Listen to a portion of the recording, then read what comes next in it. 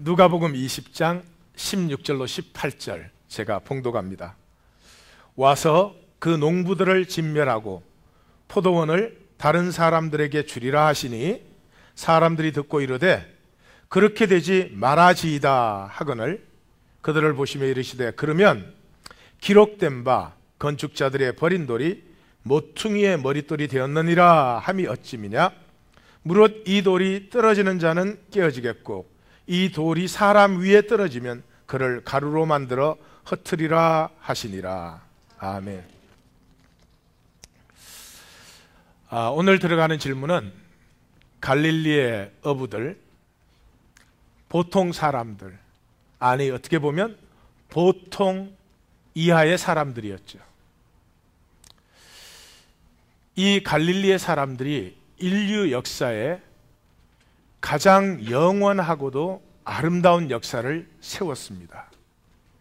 어떤 혁명보다도 참되고 영원한 혁명을 일으켰고 이 세상의 모든 지혜와 권세와 능력을 다 합해서 이룬 것보다 훨씬 참되고 우리의 가슴에 영원한 그러한 일을 이 갈릴리 사람들이 세웠습니다.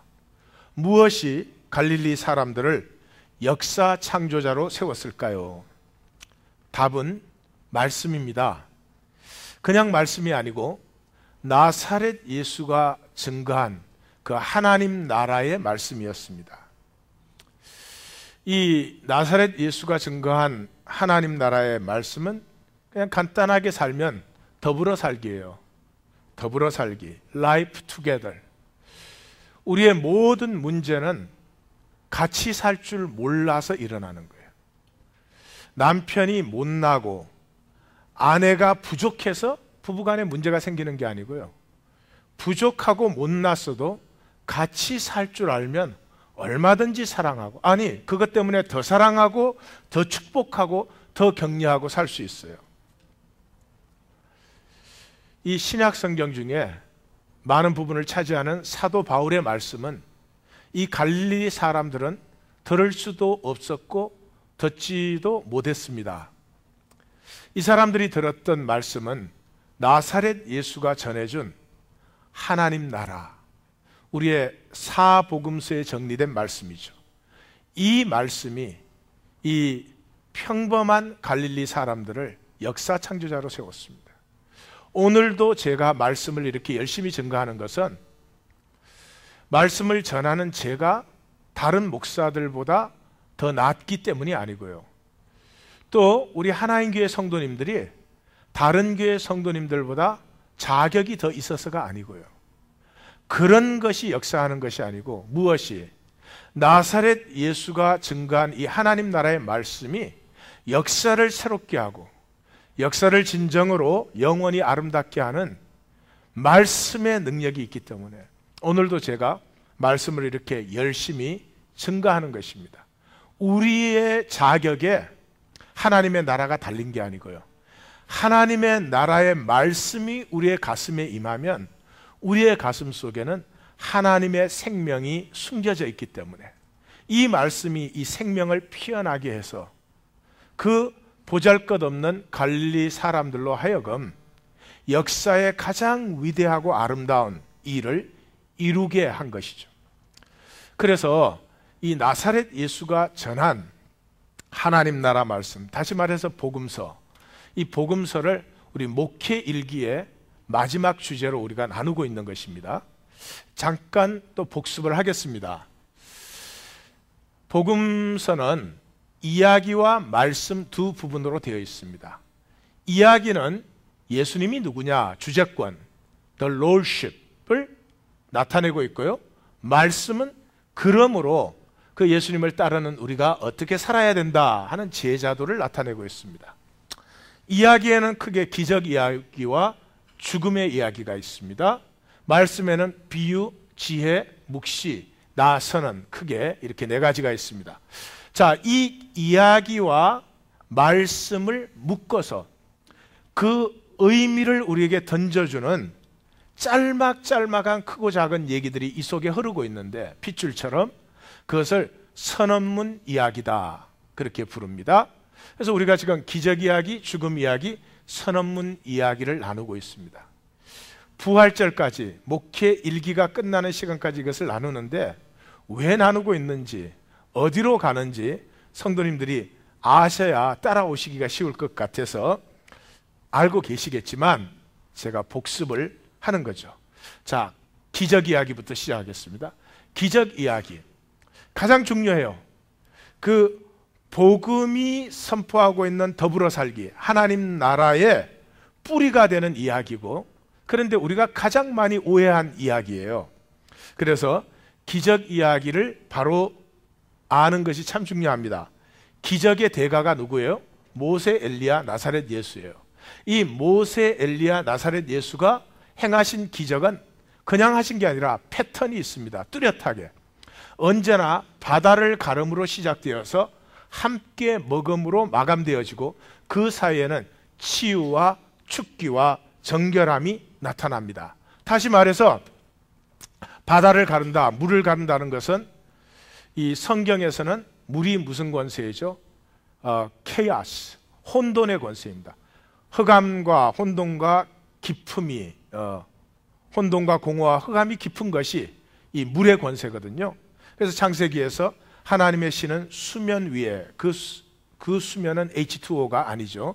이 흑암의 권세, 그래서 흑암의 권세를 깨는 것으로 주님의 역사가 시작되어서, 그래서 우리를 치유합니다. 치유한 다음에 더러운 귀신을 쫓아냅니다. 그러면 우리가 정결함을 입습니다. 정결함을 입으면 함께 살기가 나타납니다. 더불어 살기는 마음이 순수하면 됩니다. 똑똑한 것도 필요 없고 잘난 것도 필요 없고 아무것도 필요 없어요. 마음이 순수하면 더불어 살기가 되는 것이죠.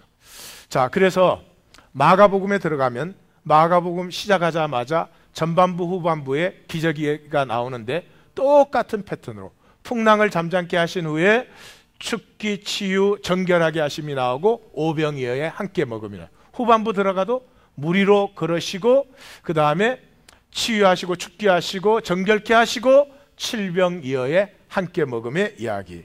요한복음으로 가셔도 똑같이 바다 위로 걸으신 후에 치유와 축기와 정결함이 나타나고 오병이어에 함께 먹음의 이야기.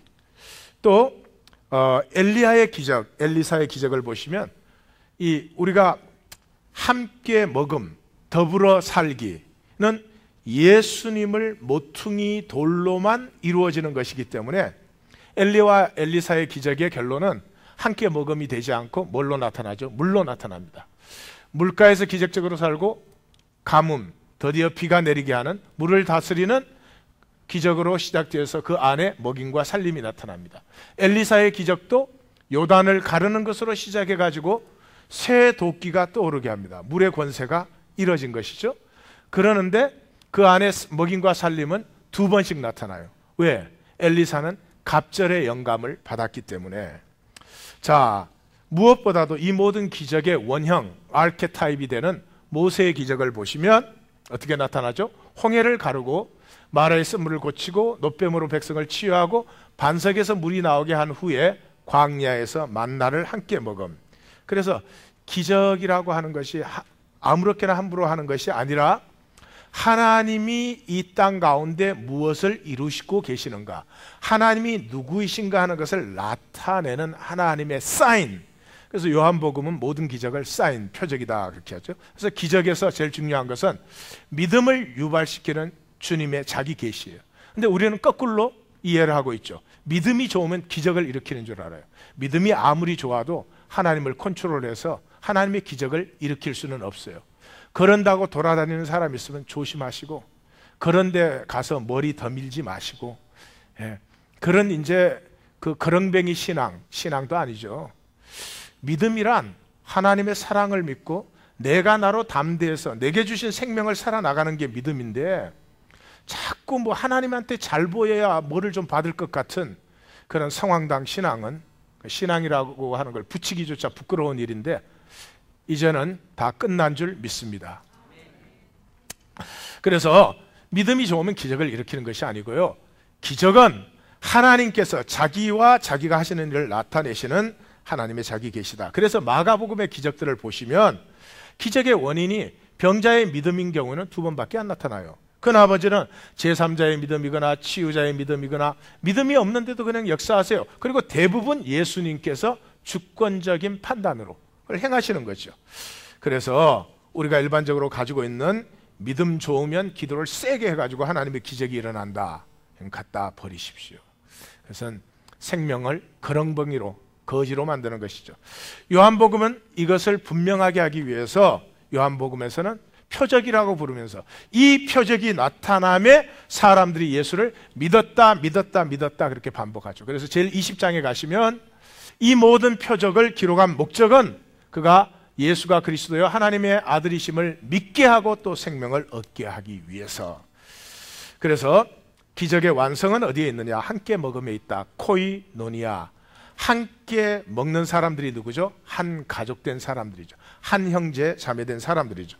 그래서 함께 먹음의 모든 이야기, 함께 먹음의 모든 이야기는 생명 나눔이다 하는 걸 보여주죠. 오병이의 기적, 칠병이의 기적, 최후의 만찬, 그 다음에 또 누가복음에서 오병이의 기적, 최후의 만찬, 성만찬에 똑같은 핵심 단어들이 반복되는 걸 볼 수 있죠. 가지사, taken, blessed. 우리가 하나님 손에 붙들림 받습니다. taken. 그러면 하나님은 우리를 축복하십니다. 우리를 택하신 하나님이 우리를 축복하시면 하나님의 축복으로 우리는 충분히 행복해집니다. 충분히 행복해진 삶은 나누어질 수 있습니다. 충분히 행복하지 않으면 내 것을 지키느라고 나누어질 수가 없어요. 충분히 행복한 아내는 남편이 아프고 힘들 때 기꺼이 자기를 나눕니다. 그러나 충분히 행복하지 않으면 내 아픔이 급한데 나눌 수가 없는 것이죠. 하나님의 네 단어가 나오는데 taken, 하나님이 우리를 taken 하셨어. 그 다음에 하나님이 taken 하시면 우리를 축복하시죠. 축복하시면 우리는 충분히 행복해집니다. 충분히 blessed 하시면 충분히 행복해지면 그때 내 삶을 나눌 수가 있습니다. 그리고 내 삶을 주는 삶으로 살 수 있습니다. 그래서 마지막에는 빈 무덤. 예수님은 모든 것을 다 나누어 주셨기 때문에 무덤에서 썩힐 것이 없었습니다. 그런 삶을 살 수 있는 행복이 우리에게 임했습니다. 누릴 수 있으시기를 주의 이름으로 축원합니다. 요한복음 6장이 이것을 가장 확실하게 설명을 해주죠. 1절에서 15절까지 오병이어의 기적이 일어나요. 그 다음에 16절에서 21절까지 난데없이 광풍 위로 걸으시는, 물을 다스리시는 하나님이 되시는 신성을 계시하죠. 그 다음에 오병이어의 기적에 대해서 오해한단 말이죠. 뻥튀기게 한 걸로. 그래서 뭐라고 말해요? 모세가 아니라 광야에서 만나를 준 것이 모세가 줬느냐? 하나님이 준 것 아니냐? 그러니까 모세를 보지 말고 하나님을 봐야지. 내가 너에게 떡을 주었다. 근데 떡을 왜 보느냐? 떡이 아니라 그 떡을 통해서 하나님 주시는 생명을 보아야지.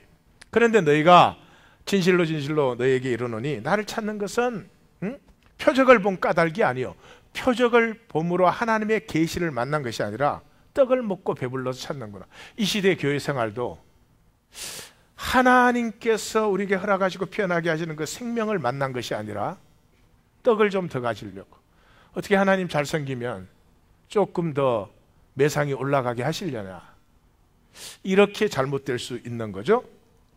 그래서 35절에서 59절까지는 함께 먹는다는 것은 살과 피를 나누는 것이고, 살과 피를 나누면 뭐예요? 하나 되는 거예요. 내 뼈 중에 뼈, 살 중에 살이다. 하나가 되는 것이죠.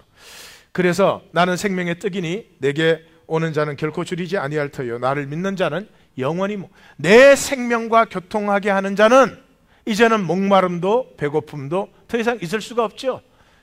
영원하신 하나님으로 생명이 교통되니까.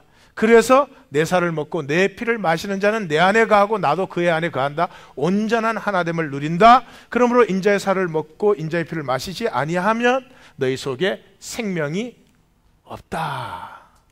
생명은 나 혼자 움켜쥐고 지키고 사는 것이 아니라 하나님과 교통됨으로 하나님 안에서 우리 서로 교통되는 것이 생명을 누리는 길이다.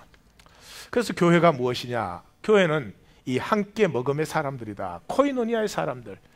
그 함께 먹음의 자리에 주님이 임재하는 것이다. 그래서 엠마오로 가는 두 제자의 본문에 뭐가 나타나요? 떡을 뗄 때 부활하신 주님의 임재가 그들에게 나타났죠. 그들과 함께 음식을 잡수실 때 이때 가지사 축사하시고 떼어 주시니 똑같은 단어가 반복되죠. 예수님께서 그 후에 제자들에게 나타나사 뭐라고 말씀하셨어요? 뭐 먹을 게 없느냐? 식탁 공동체죠.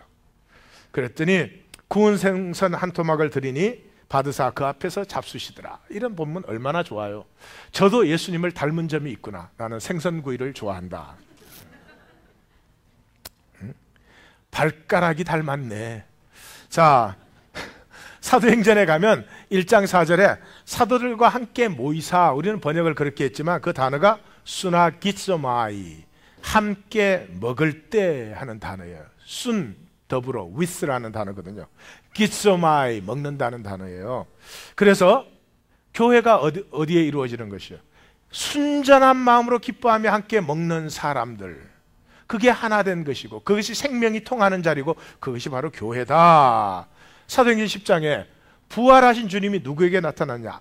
아무 때나 마음대로는 아니죠. 누구에게?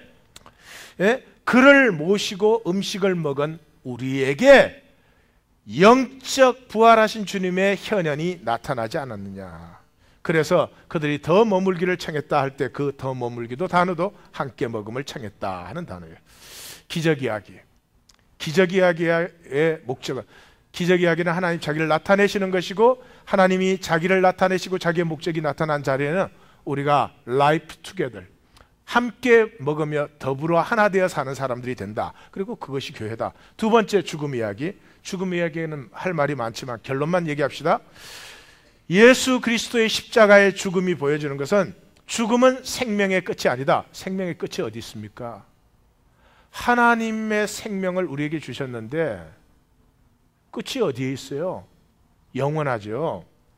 죽음은 생명의 끝이 아니라 생명의 완성입니다. Either way. 잘 들으십시오. Either way. 내가 평생의 육체를 입고 있는 동안에 허무하게 살았다면 나는 허무로 완성되는 것입니다.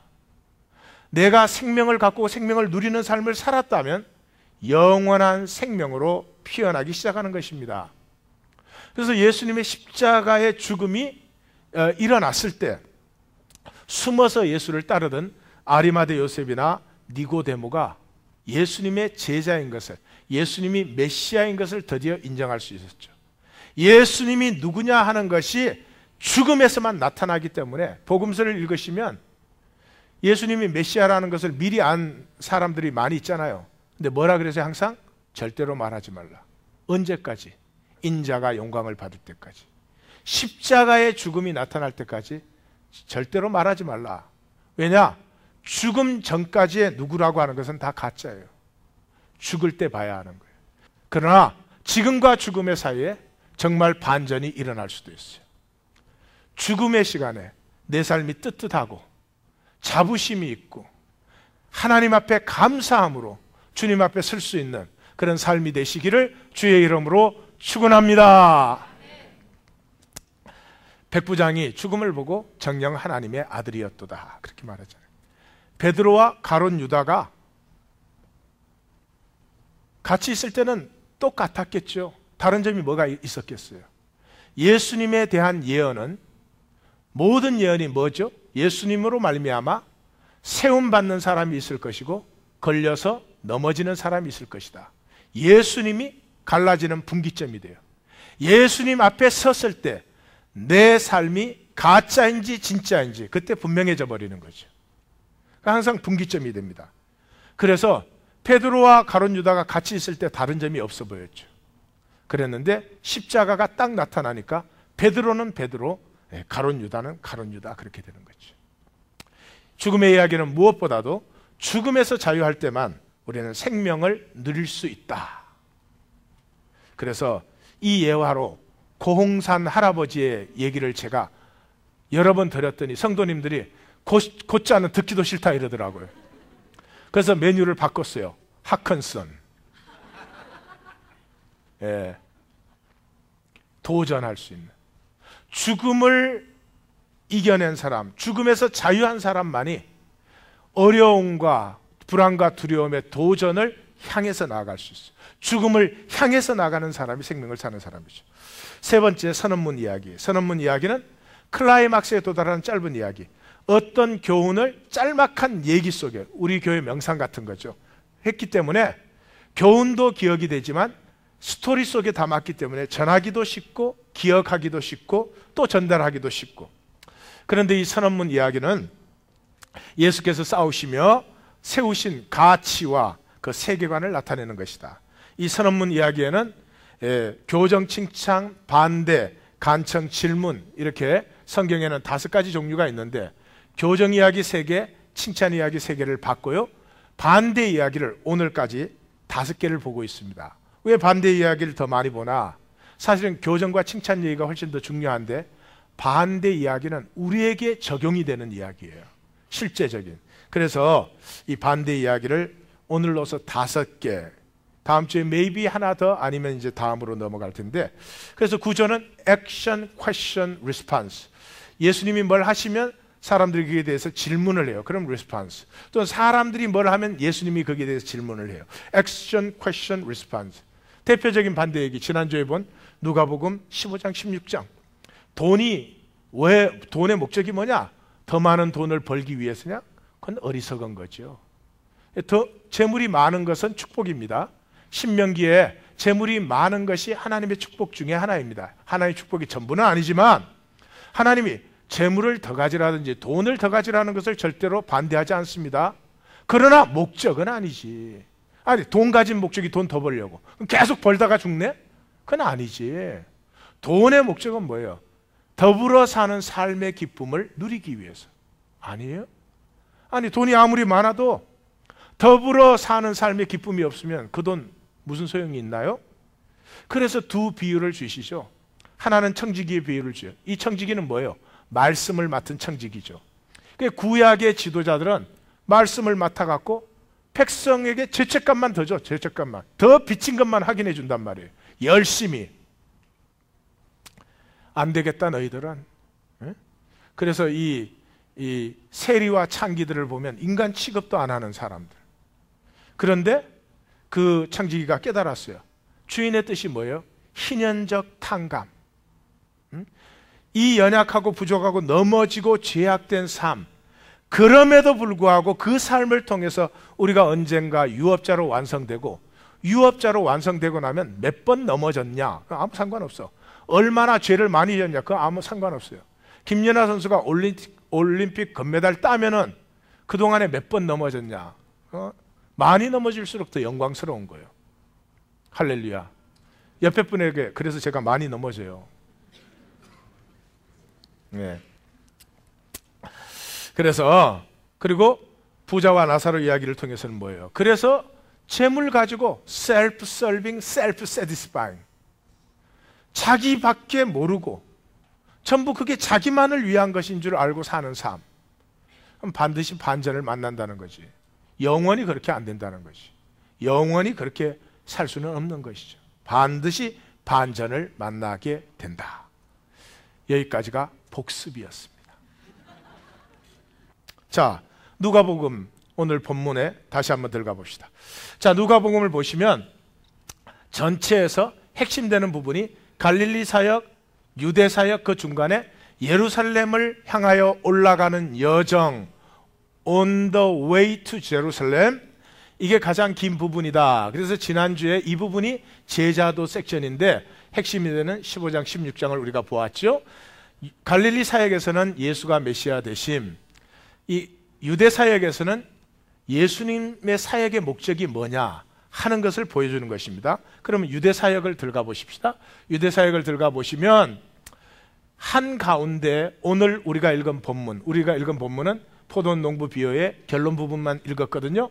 그 앞에 예수님이 예루살렘에 입성하시면서 예루살렘이 무너지리라 예언하시고 성전 부정, 예수님은 성전을 청소하신 분이 아닙니다. 성전 청결이라고 부르는데 예수님은 성전 청결할 의도도 없으시고요.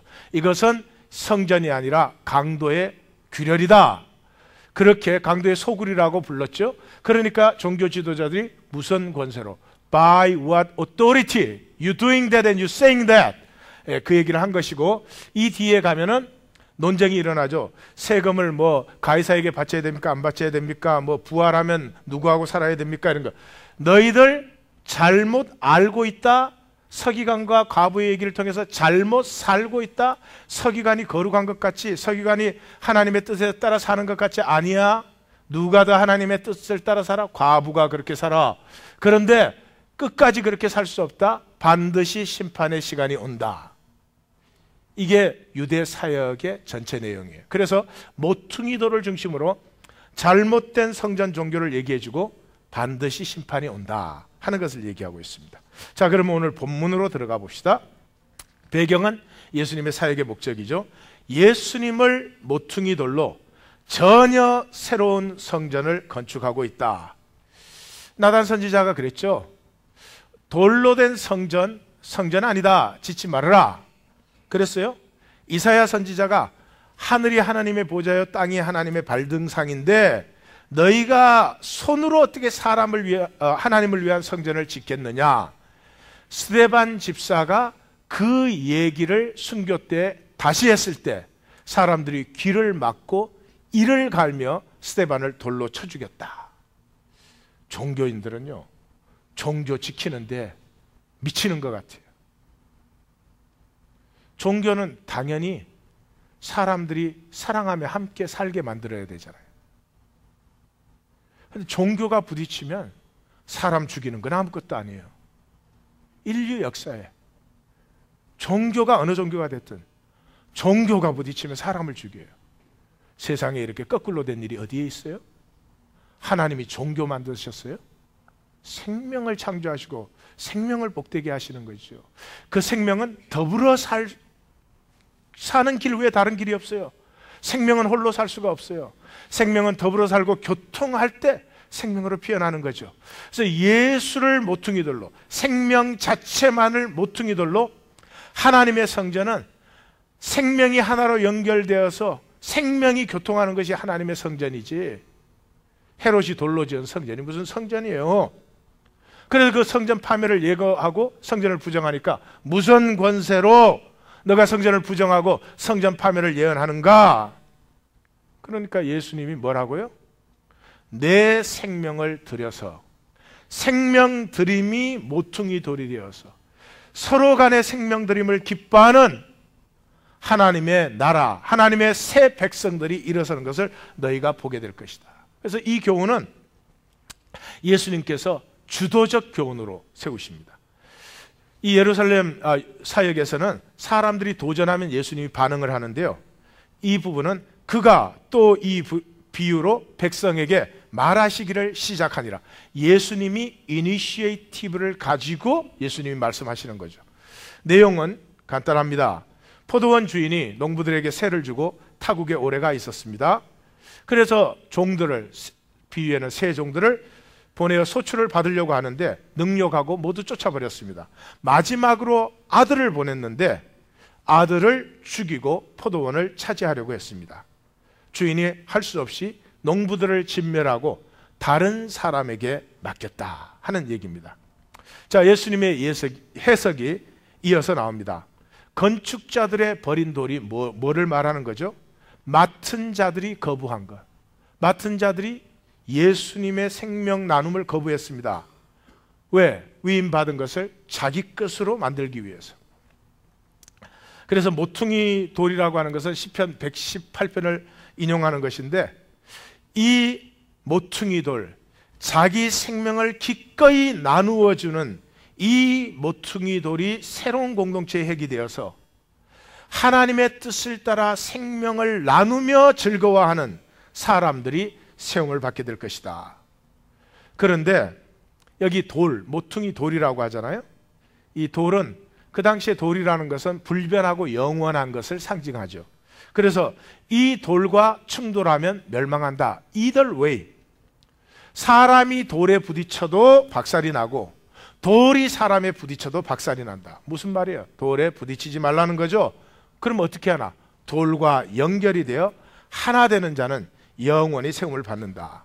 반응에서는 19절에 서기관과 대제사장들이 자기들을 가리켜 하신 말씀인 줄 알기는 잘 알아요.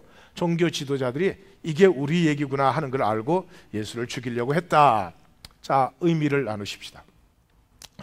이 얘기 속에는 4개의 역설이 들어있습니다.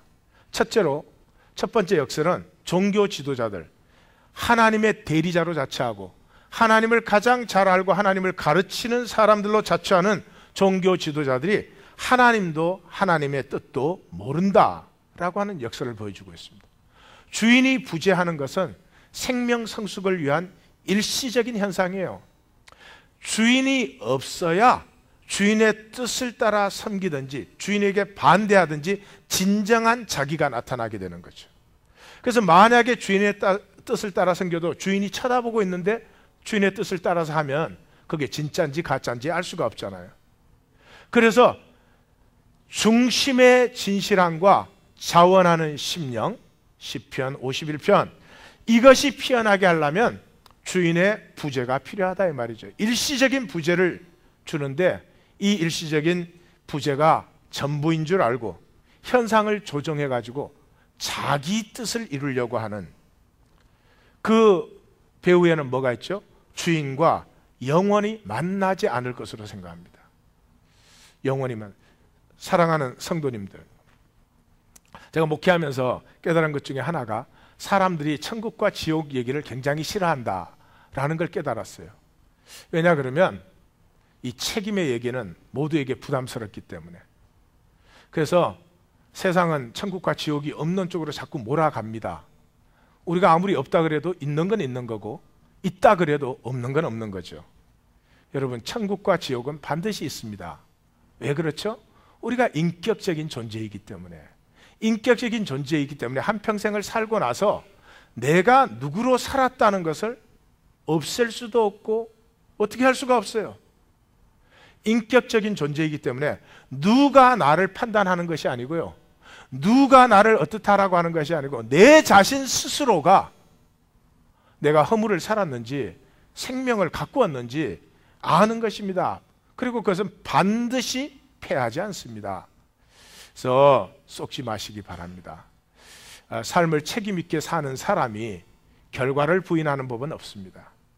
그런 거 하지 마시고, 우리는 그거 생각할 것까지도 없어요. 우리 안에 주신 하나님의 생명이 피어나는 것이 가장 아름답고 복된 일이거든요. 그러니까 천국 지옥 생각할 것 없이 생명이 피어나는 삶을 사시는 성도님들이 되시기를 주의 이름으로 축원합니다. 축원합니다. 예, 우리 절대 속지 마십시오. 두 번째 역설은 뭐예요? 아들의 약함. 아들이 완전히 죽이니까 그냥 죽어버려요. 아들의 약함이 돌의 강함이에요. 자, 아들이 연약하기 때문에 우리가 우리의 마음대로 그 아들에 대해서 할 수 있습니다. 여러분, 이래요? 이 삶 이렇게 우리가 신앙생활 하는데 살다가 나쁜 짓 할 때 예수님이 딱 나타나셔서 말려주시죠. 그죠? 우리가 신앙적인 생각 안 할 때 예수님이 딱 나타나고 스탑 하고 생각을 딱 바꿔주시죠. 그죠? 여러분은 안 그러시는 모양이네. 내 마음대로 하는데 가만 버려두십니다. 그게 진짜 나기 때문에. 예수님이 나타나셔서 그렇게 하시면 나는 나를 가짜로 만들 수밖에 없습니다. 영원한 저주입니다. 나에게 복된 기회가 될 수 있다면 그것은 예수님이 끝까지 참으시는 것입니다. 아주 약하게 보이죠? 아닙니다. 그것이 우리의 영원한 운명을 결정합니다. 영원히 내가 누구냐? Who I am forever is decided by those moments. 예수님께서 나를 대하셔서 아무것도 하실 수 없는 약한 자로 나와 함께 하시는 그 시간이야말로 영혼을 만들고 있는 시간이라는 것을 아셔야 됩니다. 그래서 이사야 8장에도 그렇게 하잖아요. 이스라엘 두 집, 이스라엘과 유다 두 집에 걸림돌과 걸려 넘어지는 반석이 되실 것이며 예루살렘 주민에게는 함정과 올무가 되시리니 많은 사람들이 그로 말미암아 걸러 넘어질 것이며 부러질 것이며 덫에 걸려 잡힐 것이다. 진리가 있기 때문에 진리에 걸려서 넘어질 수밖에 없습니다. 그럼에도 불구하고 진리가 있기 때문에 진리로 세움받을 수도 있는 것입니다. 하나님이 이 역사를 진리로 세우시려면 진리에 걸려서 넘어지는 삶도 어쩔 수가 없는 것입니다. 돌은 영원 불변을 상징하는 시금석이라고 했죠. 그래서 모퉁이 돌의 비유를 끌어들이는 것입니다. 일시적이고 현상적인 것, 전부인 것처럼 보이지만 절대로 속지 마십시오. 현상이 아무리 속여도 내 안에 영원하고 진정한 소망과 생명을 가꾸는 우리 하나님 교회가 될 줄 믿습니다. 그리고 그 생명 가꿈을 온 세계에 나누어주는 하나님 교회가 될 줄 믿습니다. 세 번째 역설은 주인의 부재가 주권적 임재라는 것이죠. 전지전능해야만 온전한 자유를 허용해 줄 수 있습니다. 불안하고 두려운 사람은 자식을 쫓아다니면서 컨트롤 하려고 합니다. 전지전능해야 온전한 자유를, 내가 진정한 나로 세움받을 수 있는 온전한 자유를 허용해 줘. 주인의 부재가 그러므로 부재가 아닙니다. 사실은 굉장히 강력한 주권적 임재인 것입니다. 네 번째 역설은 진정으로 약한 것은 아들이 아니고 우리입니다. 아들이 아니고 우리입니다. 우리가 아들을 마음대로 할 수 있고 죽일 수 있는 것 같았지만 그 아들은 그래서 죽지 않습니다. 약해지는 것은 어디예요? 깨어지는 것은 우리의 삶입니다. 돌에 연결되지 않으면 파멸이 되는 것이죠. 자, 이 얘기를 마감합시다.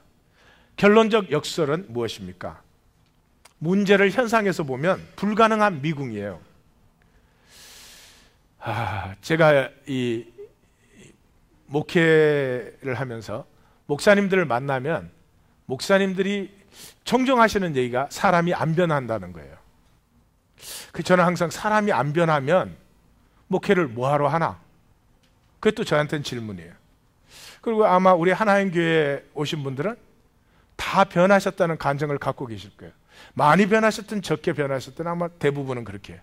또 많은 성도님들이 이렇게 말하죠. 우리가 하나님 교회를 몇 년만 빨리 왔더라면 우리 아이들을 저렇게 기르지 않았을 텐데, 우리 가족이 이렇게 되지 않았을 텐데.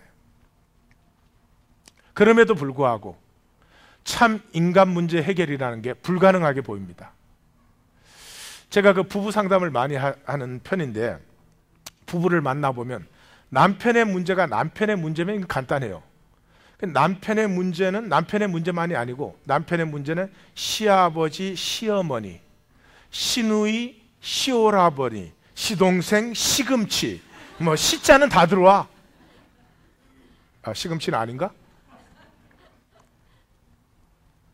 그게 또 당대만의 문제가 아니네. 부인도 마찬가지예요. 이러니 이게 얽히고 설켜서 도저히 해결이 안 될 것 같이 보여요. 그러나 제가 부부 상담을 할 때 항상 자신감을 갖고 합니다. 왜?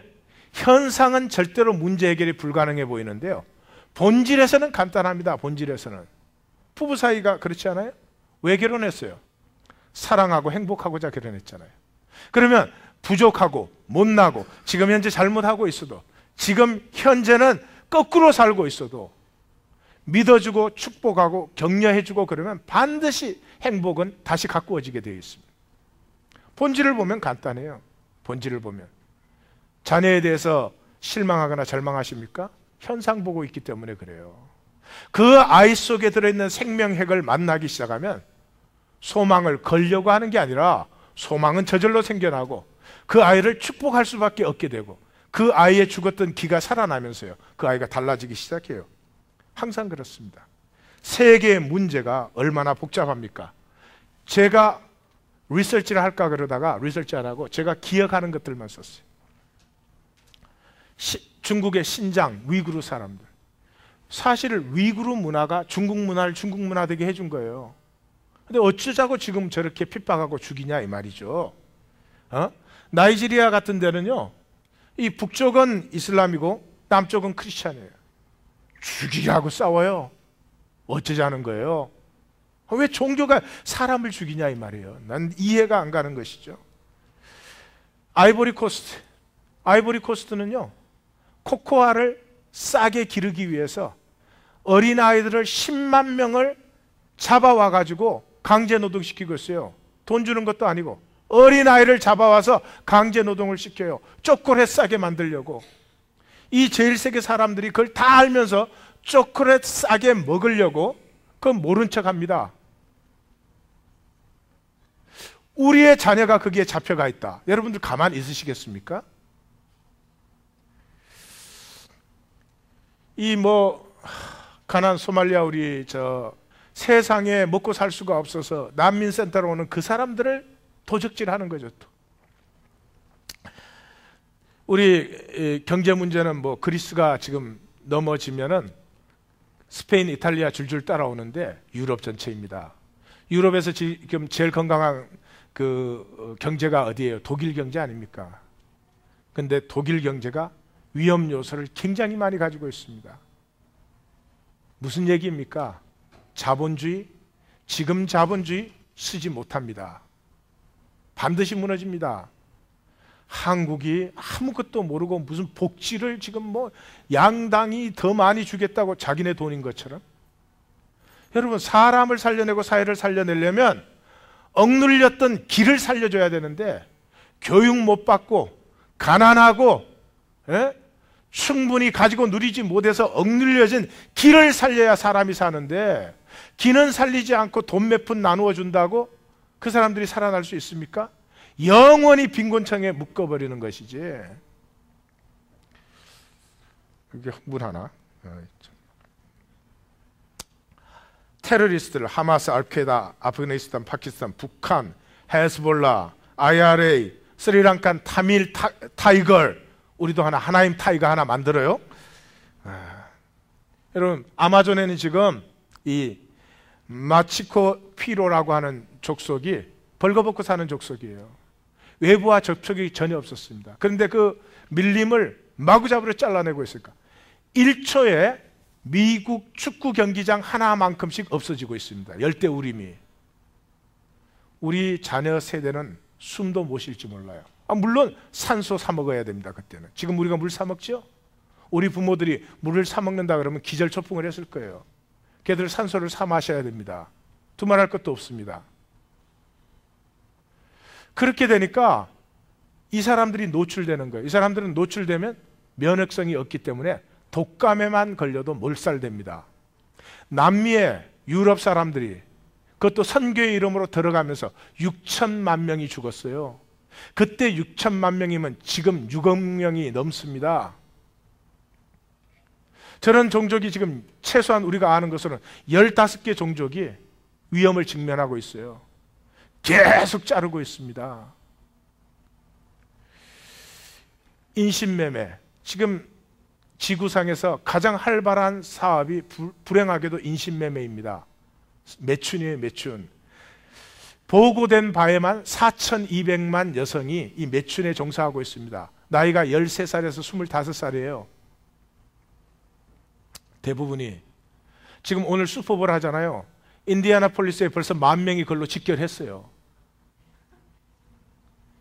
난 이런 소식을 들으면 이걸 어떻게 얘기를 해야 되나 정말 헷갈리기 시작하는데. 오케이, 이런 문제. 이 조그만한 지구가 몸살을 앓고 있어요. 몸살을.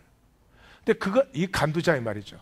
그러면 거기에서 상대적으로 안전하고 평화로운 지역에 있는 미국에 사는 우리는 행복하냐 이 말이죠.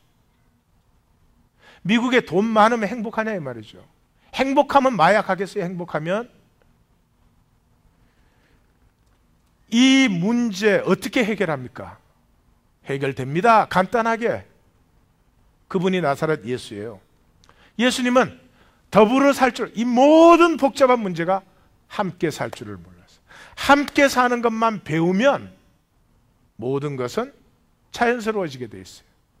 우리 옛날에 기차 여행할 때는 이렇게 잘 나누잖아요. 삶은 계란도 나누어주고 사이다도 이렇게 서로 나누어주고 그랬잖아요. 표정들이 다 혼자 이렇게 숨어서 먹은 사람들. 여행을 하면 자기의 근거지를 떠났기 때문에 마음이 비교적 자유로워져서 모르는 사람하고도 나누잖아요. 그게 우리의 본심이라는 거예요. 나사렛 예수의 혁명은 보이지 않는 혁명이에요. 누룩이 번지듯이. 그냥 자연스럽게 살면 된다는 거예요. 그냥 자연스럽게 산다는 말이 뭐예요? 내가 나로 사는 거예요. I am who I am. 내가 그냥 자연스럽게 살 때는 기쁘고요, 잘 나누고요, 사랑과 용서와 용납이 풍성해요. 두려움이 없기 때문에. 두려움이 뭐예요? I have to be somebody. I have to make it something. I have to have something. I have to keep something. 내가 뭐가 돼야 되고, 내가 뭐 사람들 앞에 좀 더 나아야 되고, 사람들한테 과시할 게 있어야 된다는 거죠. 그러면 없을까봐 두려움이 생기죠. 두려움이 생기면 가짜가 되는 거예요. 나를 살지 못하고 괜히 껍질 만들어 가지고 거룩한 척하고 무슨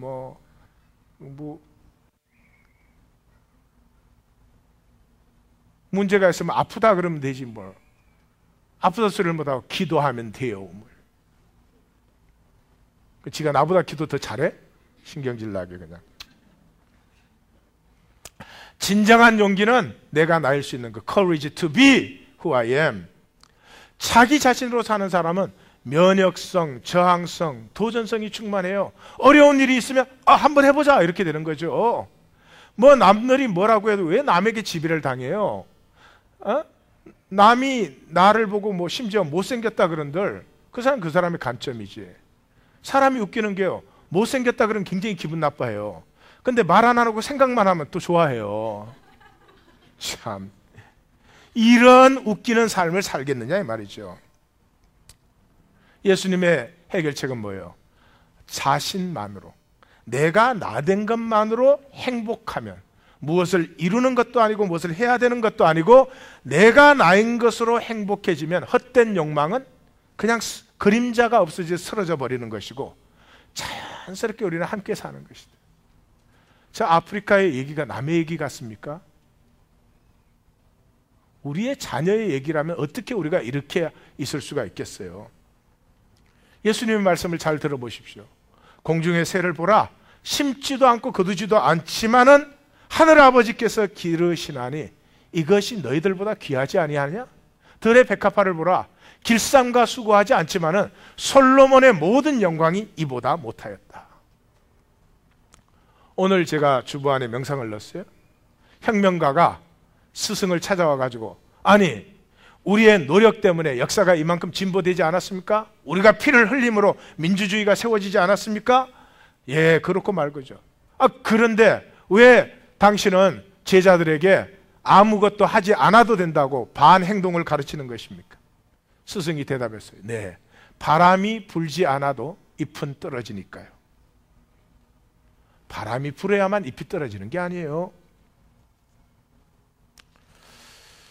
자, 이 예수님께서 이 땅에 예수님이 오신 유일한 목적, 하나님의 유일한 가슴, 우리가 사랑으로 더불어 살자. 누구도 자기 것 지킬 필요 없다. 다 같이 쓰는데 무슨 자기 것을 지켜요? 필요한 대로 쓰는 것이지. 이 꿈 같은 얘기를 예수님이 나누셨고, 이 하나님 나라, 이 더불어 살기에 가슴 흠뻑 젖어버린 사람들, 그것 때문에 자기가 깨어진 사람들을 통해서 인류 역사의 가장 아름다운 시간, 가장 아름다운 공동체, 가장 아름다운 사람들을 경험했습니다. 그것이 우리의 뿌리입니다. 우리 하나님 교회는 지난 7년간 목회 일기에 딱 한 가지를 향해서 왔습니다. 교회가 뭐냐? 교회는 종교단체가 아닙니다. 교회는 릴리전이 아닙니다. 교회는 더불어 사는 사람들입니다. 그 더불어 사는 사람들이 나도 약하고 너도 약하거든요. 나도 악하고 너도 죄악되거든요. 그런데 더불어 살아요. 그래서 그 죄악되고 약한 우리가 그것 때문에 서로를 더 불쌍히 여기고 긍휼히 여기고 서로 사랑하고 격려하면서 살아갈 때 내가 완벽하고 너가 완벽한 것보다 더 완벽한 아름다운 완벽이 된다. 완벽이 몇 번 들어갈게요. 그래서 에베소서 1장 23절은 교회를 이렇게 정의합니다. 교회는 그의 몸이니 만물 안에서 만물을 충만케 하시는 이에 충만함이라. 만물 안에서 만물을 충만케 하시는 이가 누구예요? 하나님이잖아요. 그러니까 하나님이 충만해지면 교회가 된다는 거죠. 이거 almost 이단적인 표현입니다. 그러나 그것이 사실입니다.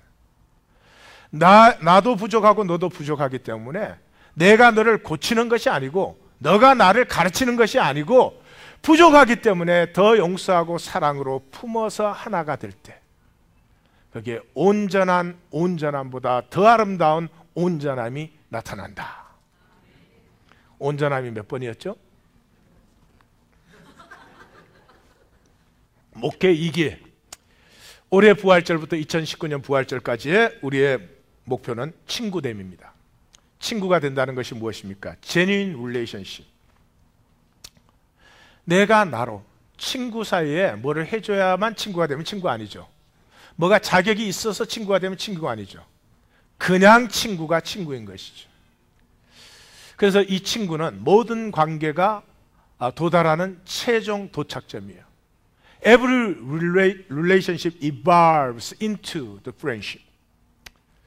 그래서 부부 관계도 잘 사신 부부는 점점 더 친구가 되어져 가죠. 목회자와 성도의 관계도 친구가 되어야 돼요. 야자 타임. 그런다고 당장 야 그러냐? 우리 친구 되기 힘들겠다. 그래서 요한복음 15장에 보면 예수님이 마지막 밤에 제자들에게 뭐라 그래요? 내가 너희를 이제부터 친구라고 부른다. 친구는 이유는 아버지로 내가 알고 있는 모든 것을 너희로 알게 해야 돼. 너희와 나 사이에는 이제 감추어진 것이 아무것도 없어요. 모르는 것이 아무것도 없어요. 그렇게 하나가 된 것이죠. 친구됨에 필요한 것은 나의 나됨 뿐입니다. I am who I am. 내가 나일 수 있는 게 엄청난 능력과 권세예요. 너 학교 좋은 데 나와야 너 썸바디다 그럴 때, 학교를 좋은 데 나왔건 안 좋은 데 나왔건 학교가 좋다는 얘기 자체가 좀 이상한 얘기인데 너 이상한 소리 하는구나. 나는 나로서 나일 뿐이지. 너 성공해야 뭐야 그럴 때, 성공을 하든지 안 하든지 나는 나로서 살아가는 것이고, 성공할 때도 나는 즐기고 실패할 때도 나는 즐긴다. 이 사람은 세상이 감당할 수 없는 거죠. 엄청난 능력과 권세가 I am who I am에 들어있는 것이죠. 썩지 마시고 생명을 누리시기를 주의 이름으로 축원합니다. 이 친구됨은 그러나 공짜로 오는 건 아니죠. 무엇을 통해서입니까? 광야를 지나야 됩니다. 부부가 친구 될 수 있는 이유는요, 부부 사이가 되면 서로의 시궁창을 만나요. 예배 끝나고 궁정한 성도에게 제 시궁창에 대해서 묻지 말아요. 서로의 시궁창을 만나요. 그 안에서도 불쌍히 여겨져요. 그래서 더 소망을 걸어줘요. 이게 그리스도가 모퉁이 돌이라는 뜻이에요. 그리스도가 모퉁이 돌이라는 뜻은 뭐예요? 그리스도가 우리의 죄와 악과 위선을 품어 안았잖아요. 아무런 대가를 요구하지 않으시고. 그래서 그 그리스도 안에는 나의 죄와 위선과 악함과 거짓됨과 음란함이 사랑에 품음받은 은혜와 간격이 있어요. 친구 되면은 그냥 너가 내 곁에 있을 뿐임, 그 있음이 고맙고 좋은 것이죠. 나에게 무엇을 해줘야 되는 것이 아니고, 내가 너에게 무엇을 해줘야 되는 것이 아니고, 그건 가짜죠. 목회 3기 때 세 번째 7년의 목표는 그것입니다. 우리가 서로가 친구가 되어줄 수 있을 때, 그때 비로소 우리는 이 땅에 아프고 힘들고 지친 자리에 같이 해줄 수 있는 사람이 됩니다. 무엇을 해주는 게 아니에요. 이 시대의 선교는 어디에서 망하느냐? 스타킹 갖다 주는 데서 망해요. 스타킹. 나는 선교와 스타킹 갖다 주는 게 어떻게 연결되는지 참 질문이 많은 사람이에요. 그게 사람을 도와주지 않아요. 필요할 때 나눌 수 있어요. 그러나 그게 본질이 아니에요. 본질은 뭐냐? 아프고 힘들 때 같이 있어주는 거예요. 그 아픔과 외로움과 연약함을 느끼면서 함께 있어주는 것. 이게 생명이 통하는 것이, 생명이 교통하는 것이. 이 시대의 선교가 부족한 점이 바로 그것입니다. 아니, 선교라고도 부르지 마십시다. 우리가 서로 부족하고 못나고 이렇게 죄악되고 위선됨에도 우리가 서로가 친구가 될 수 있을 때, 그때 우리는 비로소 세상 어디에든지 저 수많은 아픔의 자리에 가서 함께 있어줄 수 있는 사람이 되고요. 그 함께 있어주면서 생명이 교통하기 시작할 때 그곳에 하나님의 생명들이 피어나기 시작하는 것입니다. Not that we doing something. 우리가 뭘 하는 것이 아니고요. 하나님의 임재와 역사가 나타나는 거죠. 그래서 그때 우리는 다 노벨상을 받으실 것입니다. 상금 받으시면 꼭 11조 하시기 바랍니다. 기도하십시다.